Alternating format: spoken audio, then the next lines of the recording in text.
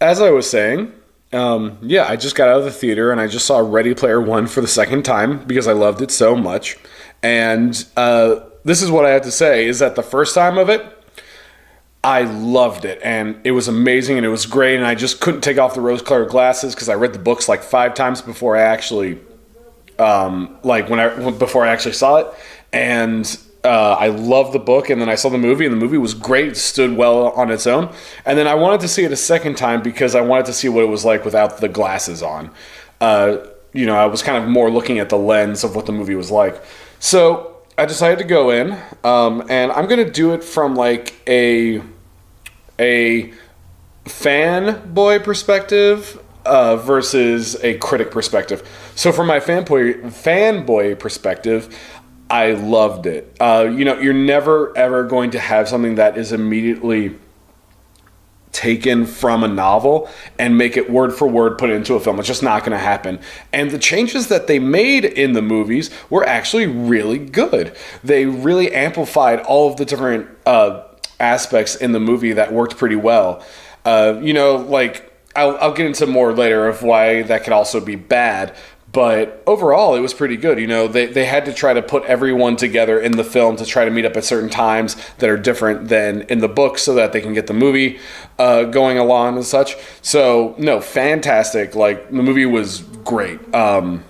I'll probably do a separate video on that because I'm really more interested in what could have been done better in the film. But overall, like, the film was fantastic. It was great. It was completely different than the book. Well, not completely, but actually, yes. I would say about 80% of the book is not in the movie. But I'm just gonna say it like this. So I'm just gonna say this one thing about the movie.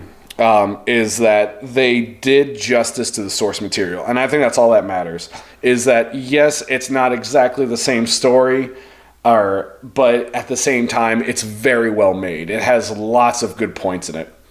And that's what's really important about it, is that they kept the spirit of Ernest Cline alive, which I thought was good.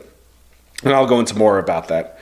So anyways, so now let's go into the critic side of myself. I'm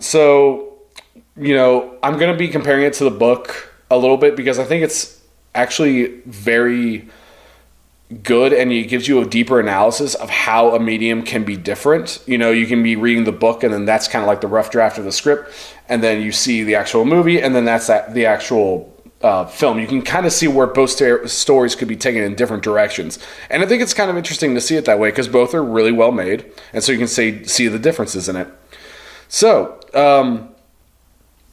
let's start with the first trial. So, one of the problems I actually had with the first trial, it was at first I was thinking to myself, like, really, we're going to be starting off with this car chase? Like, this is so Hollywood. Like, why are we doing that? And I can understand why they did it. They did the car chase because it speeds up the story a little bit. We actually get to see some action. We get to see what this world is like. It's telling us multiple things. But, we get introduced to Artemis right away. We get to introduced to H and what the trials can be like. And the big problem I kind of had with that was that it didn't rely on Wade's intellect. There was nothing about his intellect in that, other than he figured it out for himself, like, oh, I need to go backwards in the car in order to get to the next thing. That's good, but then as soon as his intellect takes over that, then he just backs up his car, and then he's kind of just taken on this underground passageway where he doesn't really have to do anything, and he's just shot out, and then, oh, look, you got the first key. And I understand it. They're trying to push the story further. They're trying to push it along. And I think that's actually, I'm going to go into like the biggest point of what I think was wrong with this movie, is that the story was pushed along so much. There was so much being pushed. Like, the story was just, there was so much to cram into this 2-hour movie. And that's why I think that the movie actually should have been 2 movies, because there's so much information being crammed in, and you just don't have enough time to get with these characters. You don't have enough time. I didn't really know who Wade was or Artemis was or anything like that. Everything in this movie that is in this movie is good. It's really good. It's amazing. But what would have made it better is that if they actually added more meat to the scenes, instead of, when Artemis and Wade meet in real life, it kind of feels ham-fisted. Like it's just there, and we don't really get a lot of time with them because, like, oh no, the plot needs to get moved along and such. And that's why I think that 2 movies would have been better than 1, because then we actually get to spend more time with the characters, we get to build up the world more, and things aren't as rushed. So yeah, but anyways, I'm getting ahead of myself, so I'm going to get back to more. Let me see my notes. I was typing these up during the theater. Also, interesting enough, I saw a older retired couple sitting next to me, or a couple seats down from me, while we were watching the movie. And it was really interesting to see that this older couple actually in a video game kind of movie. So that was interesting. Okay, let me see. Yeah, movie does a good job of keeping the spirit of the book in there. And I think that's very important. And it did a good job of that. But yeah, it moves way too fast. Also, another thing that I'm kind of torn because the nostalgic love in it, it's not necessarily 80s, which was in the book. It wasn't really that. Like, there was love for, like, all, like, pop culture, media, 80s, things like that, but it really wasn't concentrated on, like, the 80s nostalgia. It was more like, hey, let's do pop culture so more people can recognize it. Like, it had Tracer from Overwatch and Teenage Mutant Ninja Turtles and the Iron Giant and Deadpool and Harley Quinn and Beetlejuice, and it had some older stuff in there as well, but it never really got to the point of where it was like extremely distracting to the movie. And that, I think, was my biggest fear of this, was that, they're just gonna uphold this film with things that we recognize. It was going to be like Rogue One, where it's like, hey, do you remember TIE Fighters? Do you remember X-Wings? Do you remember Darth Vader? Do you remember all these fun things? And I was scared that the movie was going to rely way too much on things that people actually already knew about. So I'm glad that we didn't go that route, because like, it was fun to see these nods and these acknowledgments to other films, other video games, other media, but it never relied on it too much. There was still a lot more going on in the film that you could actually grasp onto. You could actually have fun with what was going on in that world without there being all this nostalgic stuff in it. So it never got too distracting. Oh yeah, it was really inventive in the opening shot when you see people in the stacks, when they're just stacked up on top of each other, not people, but the RVs. That was cool. I loved that. That was really neat. Because then we actually got to see where how people lived in the in the modern day world, how the Oasis is used, how people actually do like everyday life. And I'm not sure if Spielberg is known to do long shots, and a long shot is usually like where it's just a shot that could last like more than a minute or two and the camera never cuts. I'm thinking that that might have happened, but I can't really remember. I don't know. I have to see it again. But yeah, another big problem I had with it, which I actually started listening to the audiobook again today. And the character, Mrs. G, which is the little old lady that lives near Wade, in the book, one of Wade's biggest advantages is that he can talk to this woman who grew up during the time that Halliday, the owner of the Oasis, was alive. And he could, and then you could, blah, blah, blah. Man, my words are my, okay. Yeah, so in the novel, he has an advantage because Mrs. G is telling him all these things about the 80s and Halliday and all that. Like, that was a big advantage to him. I feel, at least in the novel, that was a huge advantage, because then he actually learned more. In the novel, it actually says word for word, like, not exactly quote, but it says that these are things that you can't learn from a textbook. And I thought that was really interesting. And you never really get to see Wade he's intelligent, but you never really get to see him, like, delve into his Halliday lore. You see it a little bit, but not too much. You don't really see a lot of it. And I think that they should have done that because, I mean, IOI Industries has an entire army of people and scholars like looking over Halliday things, but they never got to do what Wade did in the movie. It was just kind of, I mean, you have to suspend your disbelief for this because it's not necessarily the plot as much as it is just like the really cool storyline. So, yeah. Also, one of the things that, kind of going back to that race that happened in the beginning of the film, there was the race that happened. I feel like that could have been eliminated and replaced with more character development, actually getting to know the characters and such. We didn't really need that long chase sequence. I mean, it was badass. It was cool. It was so fucking cool. But, we could have still had it if we had 2 movies. But if it was just this movie, I would have been fine with it being what it was in the original. In the original book, where it was the Tomb of Horrors that he went into, and he had to battle this what was it? It was like a zombie king or something like that. I don't know. I know a lot of people are going to be upset with me because I didn't say what it actually was, but I can't remember. Oh, the Lich King. I think that was it. Yeah. And that would have been a lot more interesting, but it's Hollywood. They need to have a car chase scene. They have to have big explosion action so that they can reel people in. I get it. Let me see. What else? I'm going down the list here.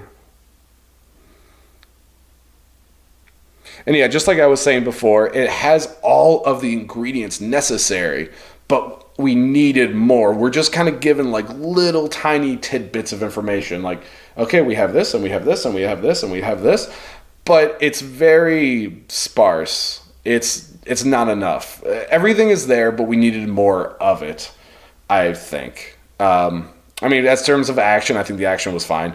You could follow what was going along, and it was fun to see, and it was interesting to watch. But we needed more character development. That was the main thing. Also, the other thing was that the Halliday library that appeared after he died just seemed way too convenient. Like, hey, go to this place so that you can see everything on Halliday. Like, I don't know. That just seemed way too convenient. Like, I think it's his first 2 times he actually understands like where the key is. He actually goes to Halliday's library, and he gets the clues from there. And that just seems way too convenient and way too easy. In the books, he actually had to really go through all this intellectual thought processing and all that. You actually got to see what made Wade intelligent. But since it's a movie and since there's so much that they're cramming into here, they really needed to move the plot along really, really, really fast. So, it's fine. Like I said, all of this is fine. It's just that it could have been better, I feel, if it was made into 2 films. Yeah, one of the things I put in here halfway through the film is I thought, how come no one saw him going backwards? Like I assume that there's people actually watching the race at some point. So like, why? Like Artemis looks into her rearview mirror and sees him backing up. Why didn't anyone else? So yeah. Oh yeah. When Artemis is upset at Wade at the dance place, and they are, and Wade tells her his real name, and she gets upset, and she's saying, I think she said that I can't be with you anymore. You're going to distract me or something like that. That's at least what it said in the book, and I think that's said in the movie. But regardless, in both cases, she's trying to cut Wade out of her life. And then that happens, but that doesn't make sense because in the very next scene, Wade gets kidnapped, which, by the way, why is he getting kidnapped? Like, that doesn't make sense. And then he meets Artemis, and then Artemis is like, oh, hi. And then there's no sorry, there's no apology, like nothing happens. They're just like, oh, hi, like you're in the real world now. And yeah, he gets kidnapped by the rebellion against IOI. Why is he tied up? Why did he have to be chloroformed? Like, none of that made sense. The only reason why that was there probably was just to throw off the audience. But it was kind of cheap. Like, you didn't really have to do that.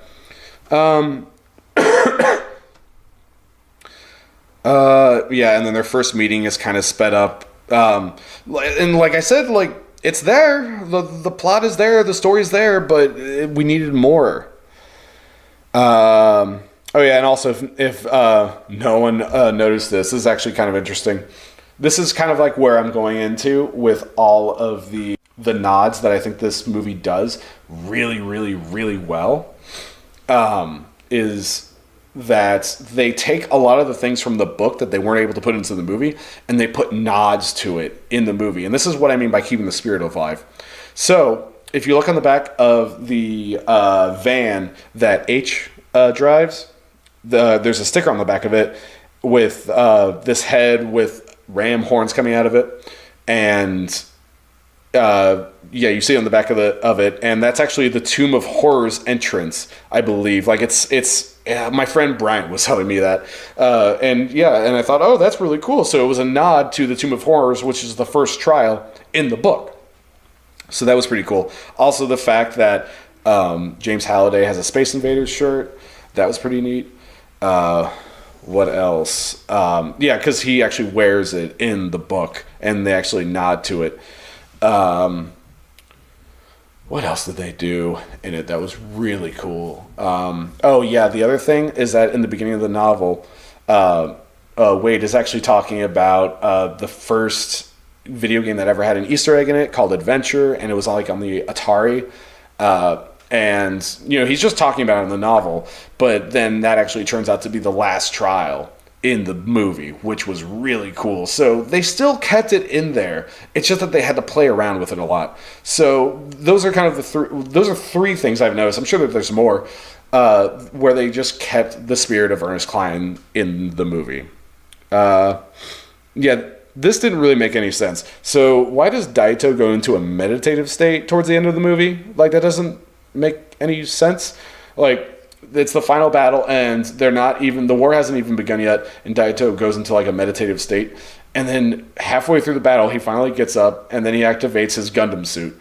It doesn't make any sense. I just don't get it. Also, why the redhead girl in IOI? What was her purpose? Like, they keep on zooming up on her like she's going to do something important, and she really doesn't. Like, she says some things that add to the plot, but that's it. Like, the cameras seem to love her for some reason. I don't know why.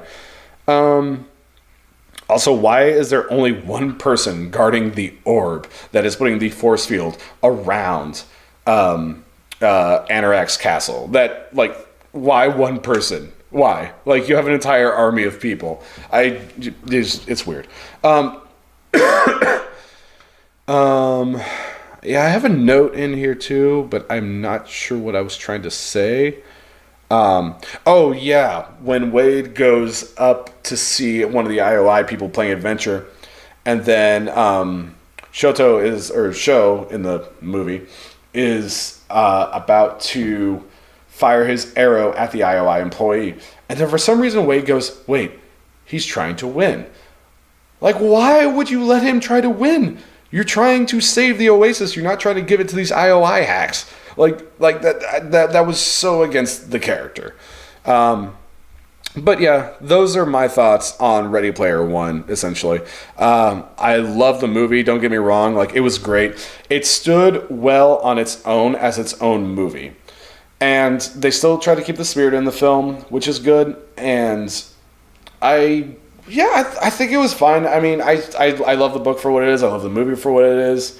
I think that both people... But I mean, if you haven't read the book, go read the book. If you haven't seen the movie, go see the movie. Go do both. They're both a great time.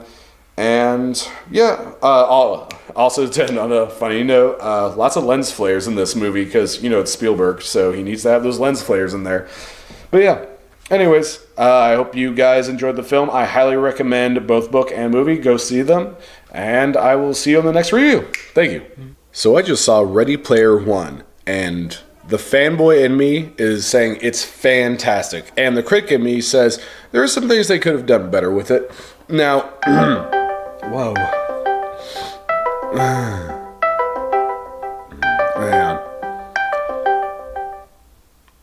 Hey, Brandon. Hello? Hey, what's up? My name is Spencer. I am smart.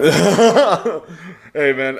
Can I give you a call back in like a half hour? Hold on. I'm leaving.